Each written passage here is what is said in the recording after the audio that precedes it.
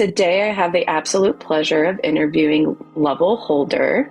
He's a queer writer, director, and producer, and author, with his most recent film, Lavender Men, just hitting select theaters in May.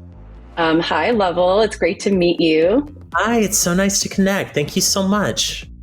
Yeah, thanks for joining us and helping us celebrate queer voices in the industry. I know you've been really busy with multiple projects this year, and I'd like to touch on all of them if we can. Sure. But I'd love to start by just talking about the film Lavender Men. So it's a film that you co-wrote and directed that tells the story of a stage manager who imagines Abraham Lincoln involved in a gay love affair while producing a play about Lincoln. Yes. It's already so interesting. I have a million questions, but can you first just tell us a bit about how this film came to be and what inspired you and your co-writer, Roger Q. Mason, to write it? No, of course. Well, I'm very lucky in that I've known Roger for a very long time. We went to college together. So we're coming up on 20 years of friendship. And the whole genesis for this project started, honestly, back for Roger a little bit earlier when they were still living in Illinois. But for me in 2019, because Roger had originally conceived this as a play. And so Roger brought me on board to direct the play. And we were gearing up for a world premiere. And that just happened to be that it was going to go up in April of 2020. Obviously, that did not happen. Because of the pandemic, and so we sort of then kind of had to pivot and sort of figure out, like, how did we really want to bring the story to audiences, and started thinking of it in different ways. And we made a little short film called Taffeta, which focused on Roger's character, because Roger also plays the lead of the story, Taffeta. And just based off the strength of the short film, we saw that there was a market for this story in a way that we weren't quite anticipating. So once we knew when the play was finally going to go up in 2022, we started having conversations to sort of see how can this sort of maybe grow and evolve into something that's just bigger than this one production or even this one source of material. And so it meant sort of then going under the hood and expanding it and introducing some new characters and some different locations, and sort of playing with how do we tell this story, but in a different medium. And what we kind of learned is that while this started as a play, the movie version is really much more a film about theater and the people who make it, whereas the play is much more, I think, about sort of one person wrestling with how they fit in the world, given the history of America that has preceded them. So it's definitely been an exciting evolution. Yeah, it's been a real like one of the big professional rewards of my life to join Roger in this journey. Oh my gosh, incredible. I really hope that I can see it somehow. I think, correct me if I'm wrong, it's in like select theaters in like LA, New York, DC. Yep, it has been in select theaters in LA, New York, and DC. We're expanding a little bit. I know there's a theater coming in North Carolina this weekend. I think something's also in the works for St. Louis in Missouri. So, I don't know the official dates yet, but I know the film will be fully available at some point during Pride Month on VOD, wherever people like to purchase videos from the comfort of their living room. Perfect. I love to hear that. That's very exciting for me because I saw the trailer and I'm all for it. And I'm like, how can I watch this? When is it happening? We will absolutely get you a link so you can check it out for sure. Thank you. That means a lot. So in Lavender Men, so this film seems to touch on, and you kind of touched on this already, the struggles of queer identity, especially with the main character, Taffeta. So I wanted to ask, how do you think Taffeta's character and journey in the film will inspire, other queer folks, especially those who are trans and non-binary? Of course. No, I think it's funny. I think a theme that I've kind of, when I step back and look at the projects that I've chosen to join or to initiate, I'm beginning to see that loneliness kind of seems to be a recurring theme that I gravitate to. And so I think while Taffeta's story is so very much rooted in Roger's experience as a gender nonconforming plus size person of color in the year of our Lord 2025, Mm-hmm. I think they're all of our favorite sort of what we would call universal stories culturally come from deep points of specificity. And so I think the beauty of what Roger originally began investigating is something so personal and unique to them that Right. from that vulnerability, anyone can find a way in, because the themes that Roger's actually talking about through their lens are themes that we all go through, about feeling like we don't fit in within a community that on Mm-hmm. paper one might assume that we would, or the loneliness that comes from that, or Yeah. even just what it is to be by yourself on a tough Tuesday and sort of wondering, okay, how do I keep wrestling with the state of the world? And so I Yeah. think any audience member, regardless of their background, would hopefully find some stuff to identify with in Taffeta's journey. And I mean, and that's been kind of the most rewarding part of like taking the film out on the festival circuit for the last few months or so, is just kind of seeing how many people from such different communities. Like even at Mm-hmm. one point, we had not to give too much biographical information on her because I don't want to air her out, but like a woman who's on a Republican steering committee in the South, who's was probably in her late 70s, like came up and introduced herself to me at one of the screenings, and she was like, "This completely blew my mind. I never looked at this issue from this perspective before. When I think of this Wow. in the future, I will think of this character." And it was like I was like, "Oh, wow, okay. Yeah. Well, we at Yeah. least." We got someone thinking about this in a different way. So that That's it was one of huge. those rare moments, yeah, where you like kind of pat yourself on the back and go like, okay, we did something right. We did good work, Yeah. and we also did something good. So yeah. That's huge because, like, obviously, there's going to be folks that resonate who are already identify as LGBTQIA plus, but for all of the other folks that might not like immediately identify with,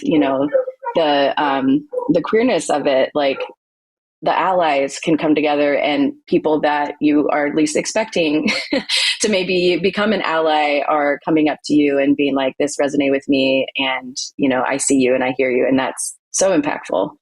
So I love that. Yeah.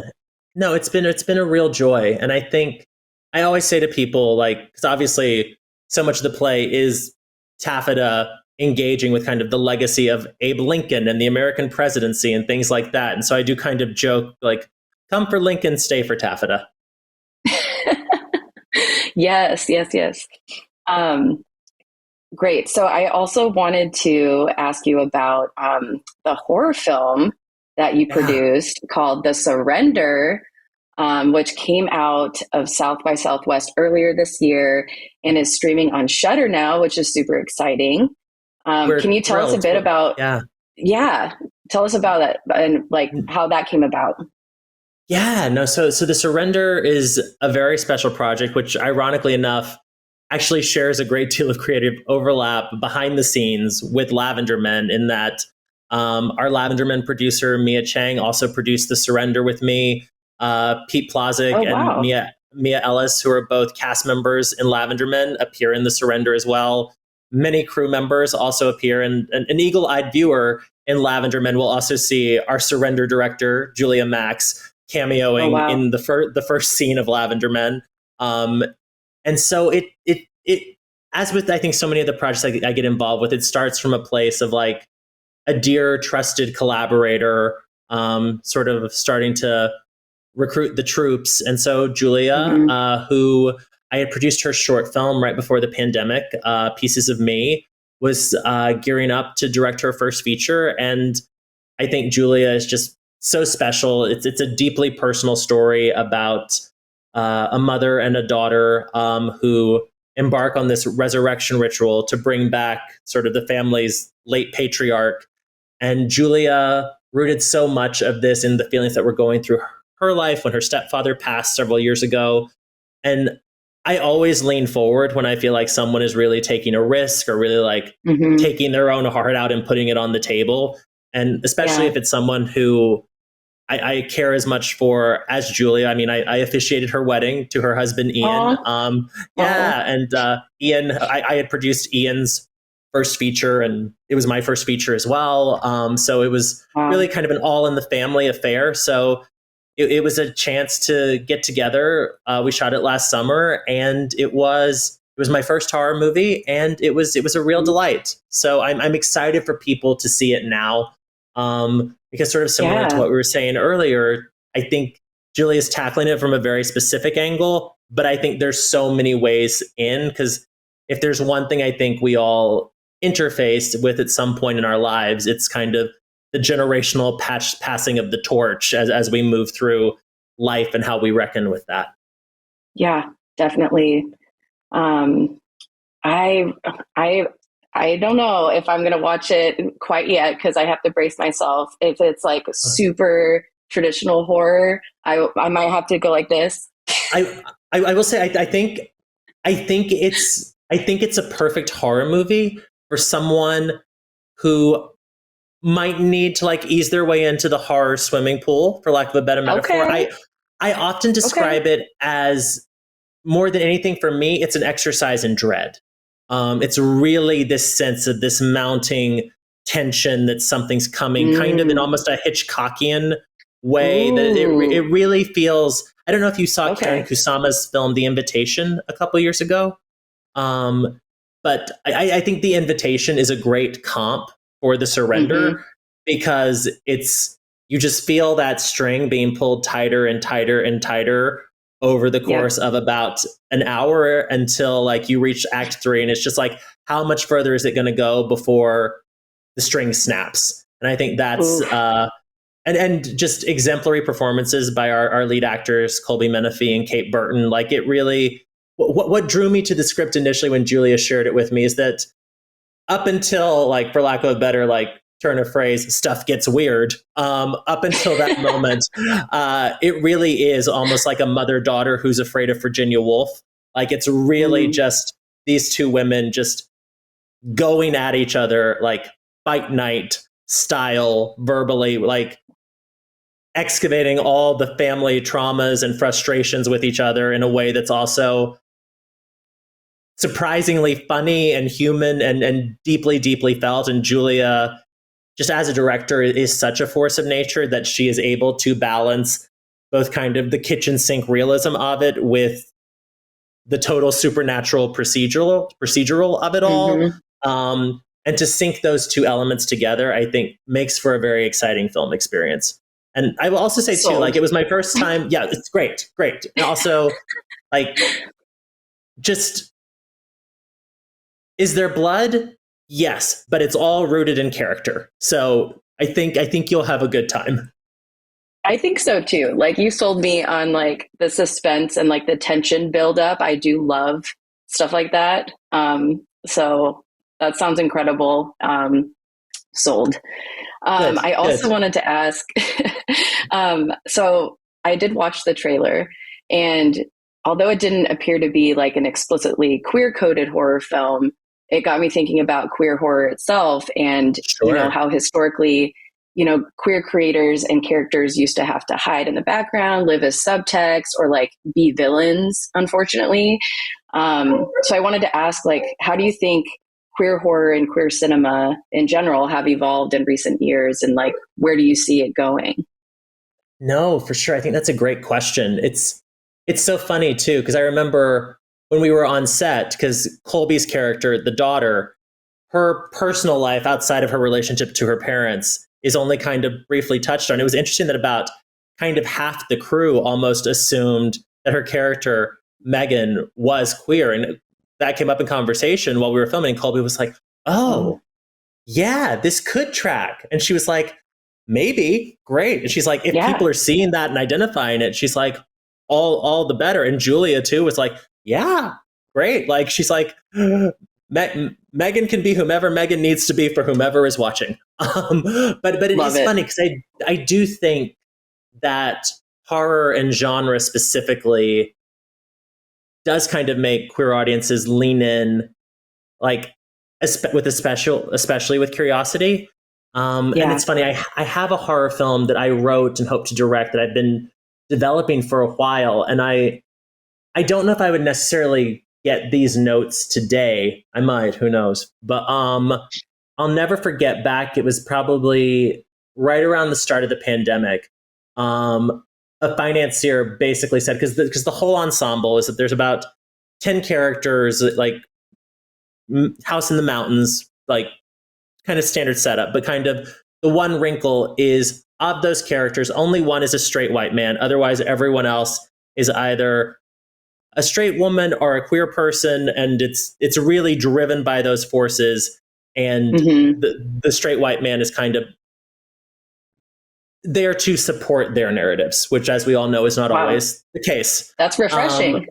Yeah, I thought so. But we got notes back that, like, literally, I'm paraphrasing, but I will finance this if at least one of the gay men becomes a straight man, or if at least 4 of the, quote, strong female characters become more traditional female roles.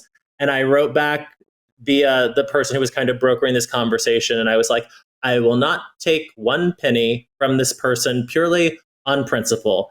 Like, absolutely not. But what I thought was so funny was that this all began with the headline, "We need more diversity. Therefore, we need more straight people. We need more this." And I was like, that's an interesting way to phrase that, because we have people of a variety of ethnic backgrounds, experiences, but you want more of what feels familiar. And I think, I don't know, I'm always excited by the opportunity, even if it's a more traditional story or format, putting characters you haven't seen before in those stories, which I do think horror affords a great opportunity to do so consistently. Because as we all know, I think it's an easier genre to find financing for than certain others. And so therefore there is a little bit more bandwidth. And so it's like, even if it takes me an extra, like, what, as we can see now, like 5 years to get this movie made, I would rather get the movie made with the configuration of characters that I have here than in a way that's kind of making it less interesting and less itself. So my hope is that queer filmmakers who are trying to operate within the horror space, which I fully encourage and I hope to do more of myself, is I don't think that's the thing to compromise on. I think there are always compromises to be made in filmmaking. I'm a big believer that if anyone ever tells me, like, hey, we need to make this sexuality or this demographic something that is more, quote unquote, majority coded, it's kind of my automatic, like, then you're not the partner for this project. Thank you so much, though, for your time. Right. That's not the vision that you had. That's not, that changes everything to just pivot to that, just to reach the masses. Yeah, that makes sense. I also think the masses aren't necessarily looking for that, because I think it is something that in Hollywood, I think we kind of constantly take for granted, of someone saying, like, oh, I want the next this. And it's like, the reason you want the next that is because there was nothing like that to begin with. If you want to create that same response, then do something totally different. Like, just creating watered down versions of the same thing will only produce diminishing results. I mean, it's like back 20 years ago when everyone was trying to do the next version of Lost or the next version of Desperate Housewives. And it's like, the reason both of those two shows hit so strongly at the moment that they did in 2004 was because there was literally nothing else on television that was remotely operating in that way. I mean, even with Barbie, like, I think back to, like, the lesson was not that people want movies about toys. The lesson was that people want stories about women. Yes, 100%. Yeah. Really good point. So speaking of queer representation, there may not always be, a queer character in every film, just in general, right? But when you think of, iconic films and some of your favorites, if you had the chance, would you rewrite any characters as queer? And if so, who would it be? Oh, that's so fun.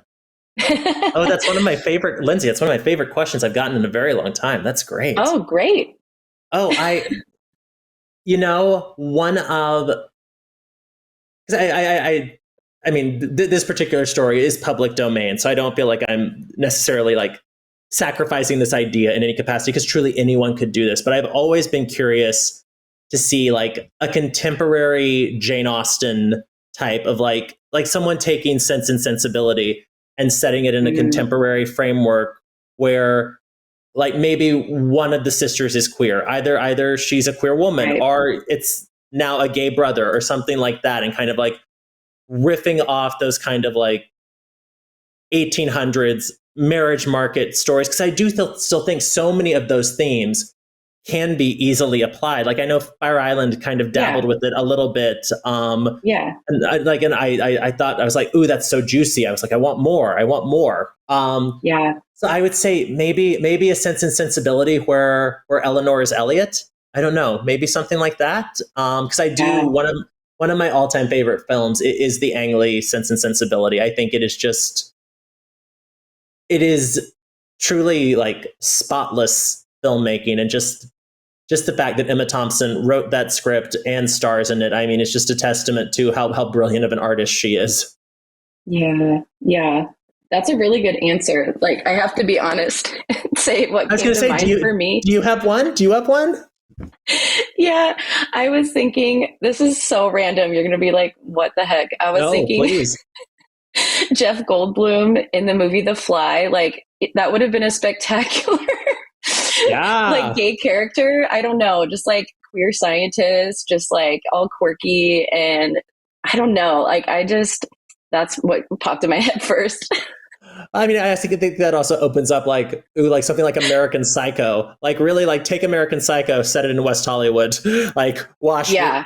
rinse, repeat, go. Oh my gosh, that would be incredible. There's probably a lot of that we could think of, but yeah, I just I'm always curious, because it got me thinking even back to Lavender Men, like with Lincoln and everything, which technically I don't know if this is like true or false or if it's ever been proven, but the rumors are that Lincoln was queer, I mean, right? there's speculation back even to his time period, because Right. part of the inspiration for the title when Roger came up with it was in Carl Sandburg's biography of Lincoln, which I think was published around like 1920s. Carl Sandburg described Lincoln as having a touch of lavender about him, which even then was kind of a coded, loaded word. Yeah. But I also think too, I think it's a testament to like how large Lincoln looms in the cultural imagination and how kind of intricately we all know his story, that we can be curious about like the parts of it that we might not know. I mean, there's a reason it's been like O'Mary has been so successful, or the documentary Lover of Men. Like there's so many ways and avenues, because like I'm friendly with the director of O'Mary, Sam Pinkleton, and I think I was saying to him, I think it's kind of fantastic, and to his partner Andrew, that Lavender Men and O'Mary do not overlap at all in terms of the timeline of Lincoln's life. Like O'Mary happens fully after the events in Lavender Men end. So I think it's a great kind of, it's a testament to kind of how rich Lincoln's life was and how many chapters he had, that there are multiple works of art that can be tackled in such completely different ways about the same subject matter. Oh my gosh. Yeah, that's a good point too. Like I'm like, Lincoln's all the rage with that play, and then your play and film. Yeah, it's so interesting looking back. It's like not quite rewriting history for some of it. It's like, actually we're doing like, what if this was actually true though? Parts of this might be factual. We'll never know. Well, no, I mean, well, and I think too, like in our story specifically, because so much is generated from Roger's character Taffeta, even within the world of the story.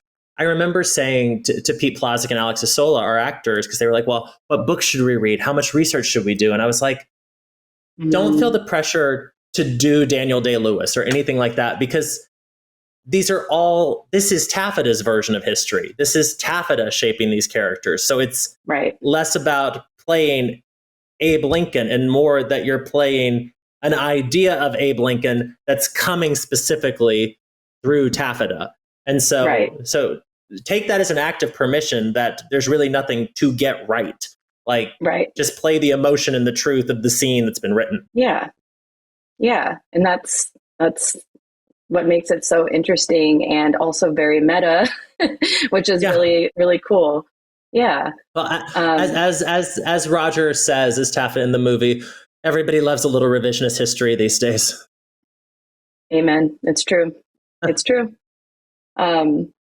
I have so many more questions, and I know that we will run out of time, but we've talked about, cinema, we've talked about films and queer horror, and I want to switch gears really quick to books. So you have your very first book coming later this year, right? Yes. I'm very proud of it. Yeah. Oh my gosh. Okay. So, I was going to say, you're probably saying the same thing, like without any spoilers, of course. Could you just give us a quick overview, of like what it's about and how that came to be? Of course. So the book is called The Book of Luke, like the book in the Bible, though very little in common with it. And it, I mean, I suppose if someone really wanted to go for a deep intertextual, I was like, at some point I really should reread the biblical book just to brace myself and prepare, like, should someone ever say, like, so in line 3, verse 17 of the Gospel of Luke, I'm like, yes, of course. Mm-hmm. Yes, that's exactly what it ties to this reality star. Yes. Yeah.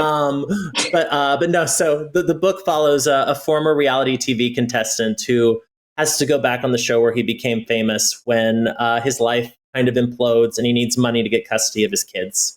Wow. And I started writing it in 2019, and I was really kind of just interested in writing a story about complicity and how people within marginalized communities can kind of hurt other people within marginalized communities. And it's always so funny, especially I think with a project that takes as long to develop as a novel, how the story starts teaching you what it actually wants to be. And so like what started as a story about complicity ultimately kind of became, over the course of writing it, also a story about forgiveness and forging found family, and like how we have to all kind of like let go of certain traumas in order to move forward in the world. And it's funny, I think I ended up writing a more optimistic book than I maybe originally intended, but I'm kind of grateful now that it did sort of take that direction, because I do think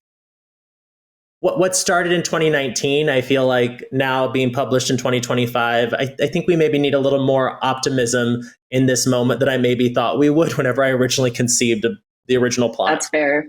That is so fair and valid. That's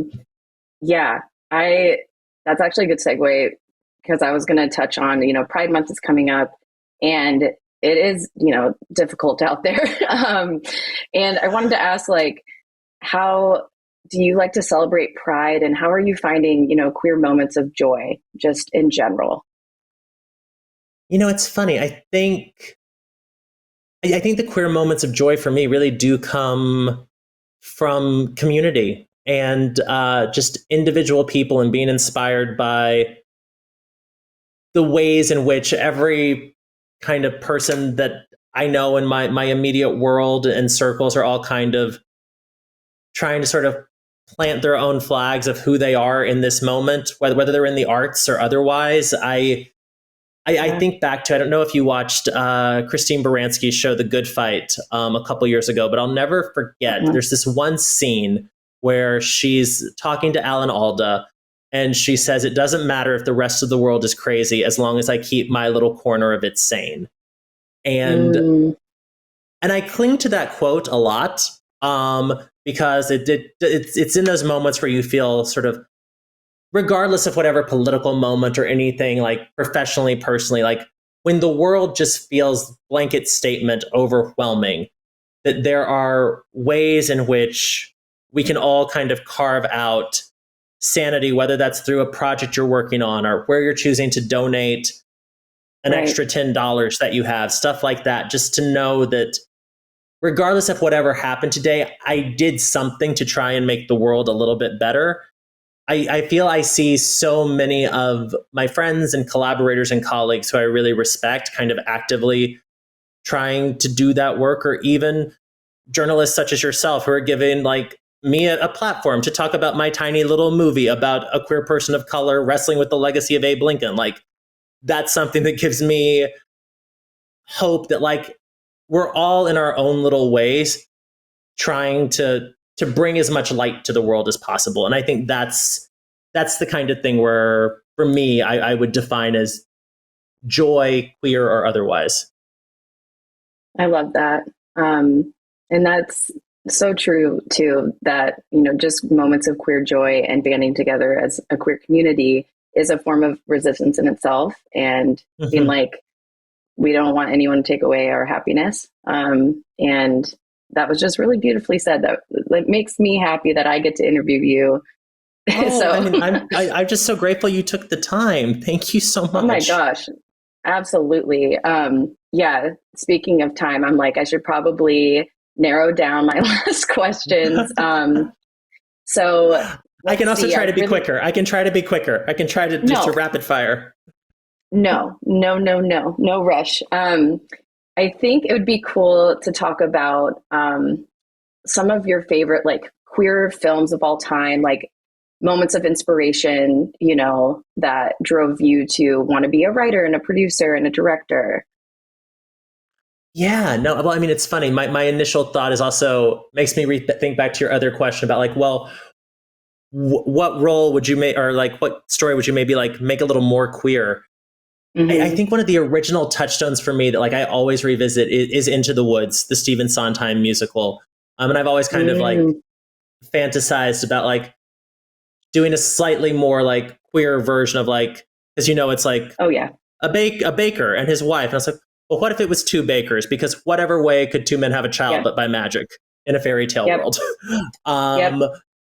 And so Into the Woods was definitely a defining moment for me, like growing up, in terms of how stories can change. Because I remember, like, no spoilers, like Act 2 of Into the Woods takes a very hard left turn from everything that you thought was going to happen in Act 1. And it kind of really, I think, trained my brain to see what is possible in terms of storytelling. And I would also say too, Buffy the Vampire Slayer, always like in my canon of, I mean, just showing a queer romance in the way that they did, but also I think this is true of most gay men, that they have that one woman that they just like put on a pillar and she can do no wrong. She is perfection from on high. For some people, that's Lady Gaga. For some people, that's, you know, Britney's. Sarah Michelle Gellar. For me, it is Sarah Michelle Gellar. I would vote for her for elected office.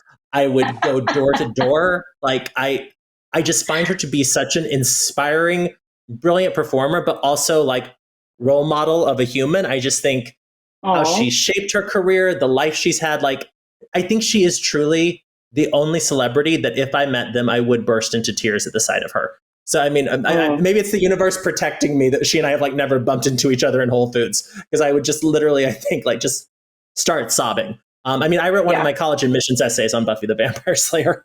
Oh, iconic. Yeah, so I would say those are definitely touchstones. And I don't know did you ever see the movie Mean Creek? It was an indie from like the early 2000s. It's an excellent film. But it's about a group of middle schoolers who, this isn't a spoiler, it's given away in the trailer. They basically take a bully out on a fishing trip, and they accidentally kill the bully. And then they have to wrestle with what to do, and like, do they go get help? Do they it's a beautiful film, but there's a lot in it that's very understated, it's very subtle. But obviously it's kind of played and applied that multiple kids in the group are queer, and that's part of the reason they've been bullied and have been wrestling with that. And just it's the type of indie that I think gets made very rarely now, but was definitely a major influence for me. Like when I got into like producing and directing, and like especially like with the budgets available, it's like, well, if Mean Creek can do that for this, then we're certainly capable of like making this happen. So like I highly recommend that one. It's an excellent film. I'm going to write it down. No joke. Yeah, haunting. I would say haunting is the best adjective to describe that film. Ooh, okay. You got me on a new, journey with like intro to more horror. And I can't wait. I'm very excited. This is going to be great for me. So you're going to be great. You're going to be great. I promise. Like, I can it's not a slasher movie. You will make it through. That makes a big difference. So yes, I know we're probably running out of time, unfortunately. But I just wanted to say again, thank you so much, Lovell. It's great to meet you. Oh my gosh, this was such a pleasure. Thank you. Oh my gosh. And I just can't wait to keep following your work and your career. And you have so many things to look forward to that are coming up and releasing. And we're just wishing you the best, and also a very happy early Pride as well. Happy Pride. Right back at you. Thank you so much. And this was a delight. Thank you. Thank you.